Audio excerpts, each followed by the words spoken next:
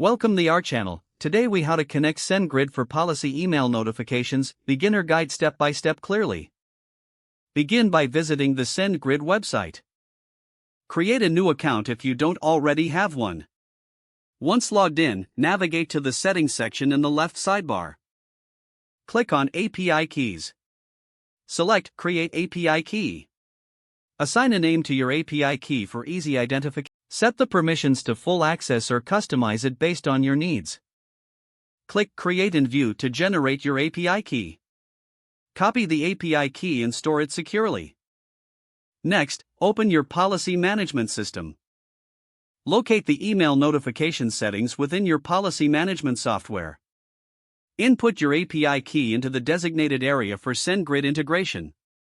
Enter the SendGrid domain you want to use for sending emails. Configure the email templates as required for your policy notifications. Make sure to customize the sender's email address for a professional appearance. Test the email functionality by sending a sample email. Check your inbox to confirm the email was received. If the test is successful, you're ready to start sending policy email notifications. Monitor the email analytics provided by SendGrid to improve performance. Regularly check your SendGrid account for any issues or necessary updates. That concludes the process for connecting SendGrid for policy email notifications. If the page does not load, refresh the browser or try again in a private or incognito window. Make sure you are using the correct email address, then retype it carefully to avoid small typos.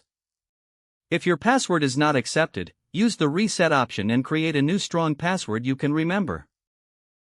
Check your spam folder for verification or security emails, then complete any requested confirmation steps. Enable two-factor authentication if available to improve account security and reduce unauthorized access risk. After signing in, review your profile details so your contact information and settings are accurate and current. If you see an error message, note it down and try again after restarting your device and internet connection. Log out when you finish, especially on shared devices, to keep your account and payment information secure. If the page does not load, refresh the browser or try again in a private or incognito window. Don't forget to like this video and subscribe to our channel for more step-by-step tech guides.